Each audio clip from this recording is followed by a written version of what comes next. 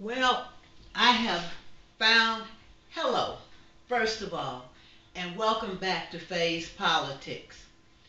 I have found something today that I'm going to talk about that I have found troubling for the longest.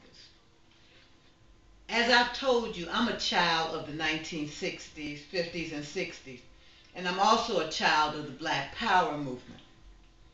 And so I have images about black people that are not exactly what some other people will have.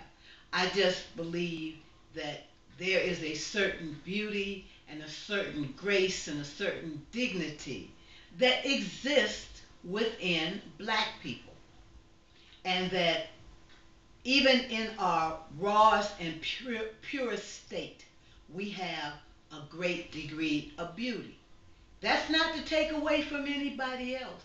But I'm saying if you meet a brother or a sister that is coming here straight from the motherland, you will find some beauty and you'll see the beauty and purity of their soul. Now, with that said, I am about to take this to a place where nobody wants to go, and that is this foolishness about black hair, black women, and this obsession with European hair by some by some black women, because not all black women have it. This is my natural.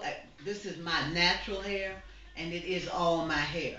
And I think it's all my hair because I have not pressed, curled, hot curled, or straightened or relaxed my hair in almost 10 years. With that said, I'm going to take it a little step further. There is a certain group of black women who, I don't know if they've been watching these black reality shows and think that it's appropriate or whatever to talk about other black women because they elect not to have a weave in their hair or to wear a wig. And that's their prerogative. But I take issue when they start picking on children. And the two children I'm going to talk about that they picked on is Gabby Douglas and I think it's Quivalis Wallace.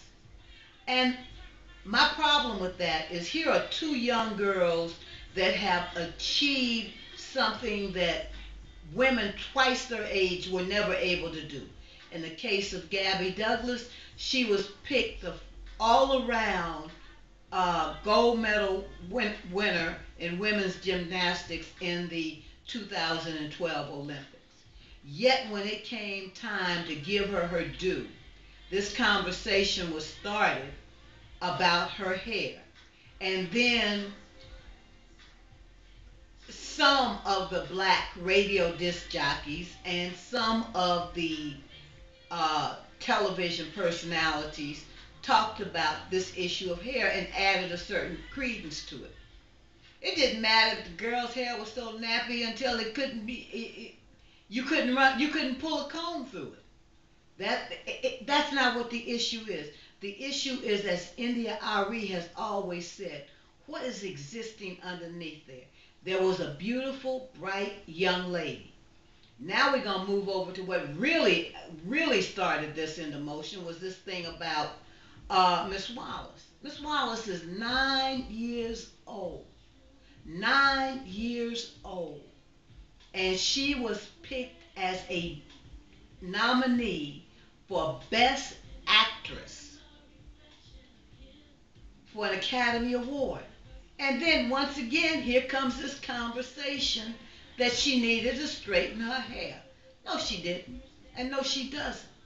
There is a beauty and a pride in the natural beauty of that child that no one can take away from. And what do we say to our young girls when I see girls out here 7, 8 years old with a weave? It says to them, you aren't beautiful. You'll never be beautiful until you look like a European woman. And that is the standard that we're going to hold you to. And in conclusion, I'll say what really makes this bad is those same women that strive and try to do all of this European beauty and talk about these children They're the same black women that'll say, I don't know why my man is looking at a white woman. Well, maybe your man is looking at a white woman because he says, well, you trying to be a white woman.